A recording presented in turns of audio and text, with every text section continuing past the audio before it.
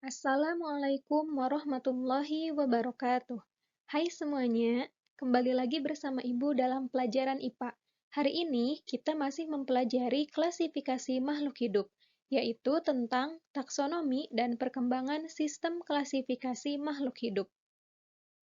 Nah, untuk tujuan pembelajaran hari ini yang pertama yaitu dapat menjelaskan tingkatan takson dalam klasifikasi makhluk hidup. Yang kedua, dapat menjelaskan perkembangan sistem klasifikasi makhluk hidup. Dan yang ketiga, dapat melakukan pengamatan dan pengelompokan makhluk hidup berdasarkan prinsip klasifikasi makhluk hidup. Nah, coba perhatikan gambar berikut. Dalam sistem klasifikasi, makhluk hidup terbagi menjadi beberapa tingkatan atau takson, yang dikelompokkan berdasarkan persamaan ciri yang paling umum sampai yang paling khusus. Semakin banyak persamaan ciri yang dimiliki antara makhluk hidup, semakin dekat kekerabatannya. Sebaliknya, semakin sedikit persamaan ciri yang dimilikinya, semakin jauh kekerabatannya. Nah, menurut pengamatan kalian, hewan apa saja yang memiliki kekerabatan paling dekat di antara hewan-hewan yang ada pada gambar di samping? Coba jelaskan alasannya. Tulis ya jawabannya di buku catatan. Tingkatan takson dalam klasifikasi makhluk hidup. Untuk taksonomi hewan, dari yang paling terendah yaitu spesies, genus, famili, ordo, kelas, filum, dan kingdom. Sedangkan untuk tumbuhan yaitu spesies, genus, famili, ordo, kelas, divisi, dan kingdom. Jadi, yang membedakan taksonomi hewan dan tumbuhan yaitu pada tingkatan filum dan juga divisi. Contoh susunan takson dalam klasifikasi makhluk hidup. Untuk hewan, contohnya adalah taksonomi singa. Spesies dari singa itu adalah Panthera leo. Genus, Panthera, famili, Felidae, ordo, Carnivora, kelas, Mammalia, filum, Chordata, dan kingdom, Animalia. Sedangkan untuk tumbuhan contohnya adalah taksonomi padi. Spesiesnya Oryza sativa, genusnya Oryza, famili Poaceae, ordo Poales, kelas Monocotyledonae, divisi Spermatophyta, dan kingdom Plantae. Sistem perkembangan klasifikasi makhluk hidup. Pada awalnya, makhluk hidup dibagi menjadi dua kingdom, yaitu kingdom Animalia atau hewan dan kingdom Plantae atau tumbuhan. Semua makhluk hidup yang mempunyai dinding sel dan dapat berfotosintesis merupakan kingdom Plantae. Sedangkan semua makhluk hidup yang mampu bergerak dengan berpindah tempat merupakan kingdom Animalia. Pada sistem klasifikasi ini, jamur dikelompokkan menjadi kingdom Plantae. Kemudian diketahui bahwa jamur tidak memiliki klorofil dan tidak dapat melakukan fotosintesis. Oleh karena itu, jamur dipisahkan menjadi kingdom tersendiri, sehingga makhluk hidup dibedakan menjadi 3 kingdom, yaitu Animalia atau hewan, Plantae atau tumbuhan, dan Fungi atau jamur.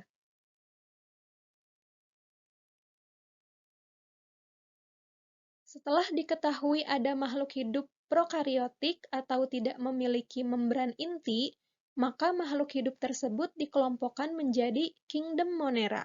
Kemudian dikemukakanlah sistem 4 kingdom, yaitu Monera, Fungi, Plantae, dan Animalia. Setelah itu, Robert H. Whittaker menyempurnakan klasifikasi 4 kingdom menjadi 5 kingdom dengan mempertimbangkan tingkat makhluk hidup, sel, dan nutrisi menjadi sistem 6 kingdom yang terdiri atas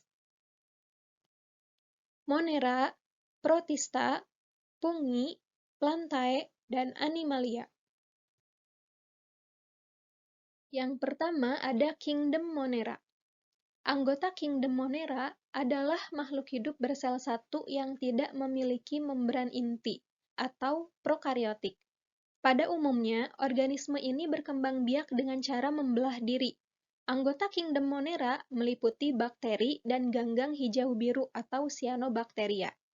Contohnya Escherichia coli, yaitu bakteri menguntungkan yang hidup di usus manusia dan berperan dalam pembusukan sisa-sisa makanan. Yang kedua ada Lactobacillus casei, yaitu bakteri yang digunakan dalam pembuatan yogurt. Yang ketiga, Salmonella typhosa, yaitu bakteri penyebab penyakit tipes. Dan yang keempat, ada Arthrospira atau spirulina, yaitu ganggang hijau biru yang dijadikan suplemen makanan berprotein tinggi atau dijadikan sebagai bahan untuk produk kecantikan. Nah, ini merupakan gambar dari Escherichia coli yang hidup di usus besar manusia.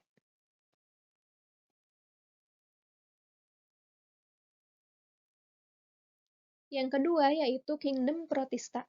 Protista memiliki membran inti atau eukariotik, bersel tunggal, dan ada juga yang multiseluler atau terdiri dari banyak sel. Protista dibedakan menjadi protista mirip hewan atau protozoa, protista mirip tumbuhan atau ganggang, dan protista mirip jamur. Protozoa dibedakan menjadi 4 jenis berdasarkan alat geraknya, yaitu rhizopoda, flagellata, ciliata, dan sporozoa. Contohnya adalah amuba, paramecium sp, dan plasmodium sp atau penyebab penyakit malaria. Yang kedua ada alga atau ganggang. Dibedakan menjadi 4 golongan berdasarkan pigmen warna yang dikandungnya, yaitu alga hijau atau chlorophyta, alga merah atau rhodophyta, alga pirang atau coklat kehijauan, phaeophyta, dan alga keemasan, chrysophyta. Contohnya Eusema spinosum atau bahan pembuat agar-agar. Dan yang ketiga, protista mirip jamur, terdiri atas jamur air, Oomycota, dan jamur lendir atau Myxomycota. Nah, ini contoh dari kingdom Protista.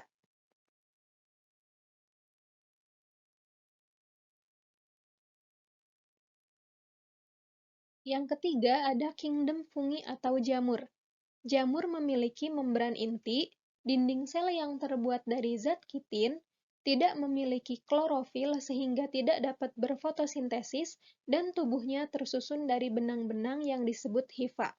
Hidupnya sebagai saprofit atau menempel pada tumbuhan lain, atau sebagai parasit, yaitu memanfaatkan makhluk hidup lain untuk dapat bertahan hidup. Jamur berkembang biak dengan menggunakan spora. Berdasarkan alat perkembangbiakannya, jamur dibagi menjadi 4 kelas, yaitu yang pertama, Zygomycotina, berkembang biak dengan zygospora. Contohnya Rhizopus oryzae atau jamur tempe. Yang kedua, Ascomycotina, berkembang biak dengan ascospora. Contohnya Saccharomyces cerevisiae, yaitu ragi untuk membuat roti atau tape. Yang ketiga, Basidiomycotina, berkembang biak dengan Basidiospora. Contohnya yaitu Auricularia sp atau jamur kuping dan Pleurotus ostreatus atau jamur tiram. Yang keempat, Deuteromycotina, yaitu jamur yang belum diketahui alat perkembangbiakannya. Contohnya Malassezia furfur atau jamur yang menyebabkan penyakit panu. Nah, ini merupakan beberapa contoh dari kingdom fungi. Ada jamur tempe, ragi, jamur kuping dan jamur tiram, serta jamur panu. Yang keempat, kingdom plantae. Plantae atau tumbuhan dibedakan menjadi 3 divisi, yaitu tumbuhan lumut, tumbuhan paku, dan tumbuhan biji. Tumbuhan lumut atau Bryophyta tidak memiliki akar, batang, dan daun sejati, tetapi memiliki rhizoid atau akar lumut, dan mengalami pergiliran keturunan atau yang disebut metagenesis. Contohnya, Marhantia atau lumut hati, Polytrichum atau lumut daun, dan Anthoceros natans atau lumut tanduk. Yang kedua, tumbuhan paku atau Pteridophyta memiliki akar, batang, dan daun sejati, dan memiliki berkas pembuluh, serta memiliki kotak spora dan mengalami metagenesis. Contohnya, Lycopodium cernum atau paku kawat. Dan yang ketiga, tumbuhan biji atau spermatopita. Memiliki akar batang dan daun sejati, memiliki berkas pembuluh, dan menghasilkan biji sebagai alat perkembangbiakan. Dibagi menjadi tumbuhan biji terbuka atau gymnospermae dan tumbuhan biji tertutup atau angiospermae. Contohnya, untuk tumbuhan biji terbuka yaitu Gnetum gnemon atau melinjo dan Pinus mercusi atau pinus. Sedangkan contoh tumbuhan biji tertutup yaitu Rosa sp atau bunga mawar, Oryza sativa atau padi, Carica papaya atau pepaya, dan Solanum lycopersicum atau tomat. Nah, ini untuk contoh tumbuhan lumut.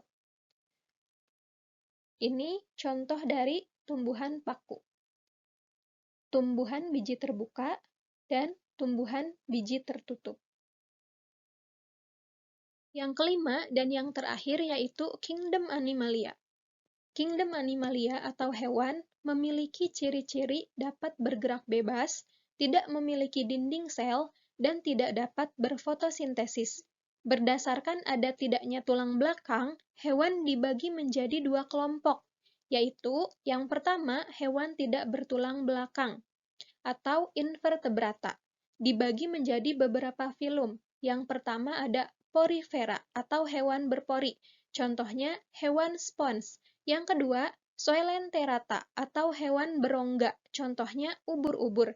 Yang ketiga, Platyhelminthes atau cacing pipih, contohnya cacing pita dan planaria. Yang keempat, Nematelmintes atau cacing gilik, contohnya cacing kremi dan cacing tambang. Yang kelima, Annelida atau cacing gelang. Contohnya cacing tanah, lintah, dan pacet. Yang keenam, Arthropoda atau hewan berbuku-buku. Contohnya udang, kepiting, kaki seribu, dan serangga. Yang ketujuh, Echinodermata atau hewan berkulit duri. Contohnya teripang, bintang laut, landak laut, dan ular laut. Dan yang terakhir, ada moluska atau hewan bertubuh lunak. Contohnya bekicot, cumi-cumi, kerang, dan gurita. Nah, ini contoh untuk porifera, yaitu spons. Coelenterata, contohnya ada ubur-ubur. Platyhelminthes, contohnya ada cacing planaria. Nematelmintes, contohnya ada cacing kremi yang biasanya hidup di usus manusia. Ada Annelida, atau contohnya cacing tanah. Ada Arthropoda, contohnya ada kupu-kupu, ada kepiting, kalajengking, dan juga lipan. Untuk Echinodermata contohnya ada bintang laut, landak laut, dan lili laut. Dan untuk moluska contohnya ada bekicot, kerang, dan gurita. Yang kedua yaitu hewan bertulang belakang atau vertebrata. Dibagi menjadi 5 kelas. Yang pertama ada Pisces. Contohnya ikan mas, ikan lele, ikan hiu, dan ikan bandeng. Jadi Pisces itu merupakan jenis ikan. Yang kedua ada amfibia atau hewan yang hidup di dua alam. Contohnya yaitu katak dan salamander. Yang ketiga ada reptilia atau hewan melata. Contohnya buaya, kadal, kura-kura, dan ular. Yang keempat ada aves atau unggas. Contohnya ada ayam, merpati, bebek, penguin, dan elang. Dan yang terakhir ada mamalia atau hewan menyusui. Contohnya gajah, kucing, kelelawar, dan lumba-lumba. Nah, ini merupakan contoh dari kelas Pisces. Dan ini contoh dari kelas amfibia, kelas reptilia, aves, dan juga mamalia. Itu saja materi untuk hari ini. Jika ada pertanyaan, silahkan kalian tuliskan di kolom diskusi SSA atau dapat di WA Group. Terima kasih atas perhatian dan semangatnya. Tetap semangat dan jaga kesehatan. Wassalamualaikum warahmatullahi wabarakatuh.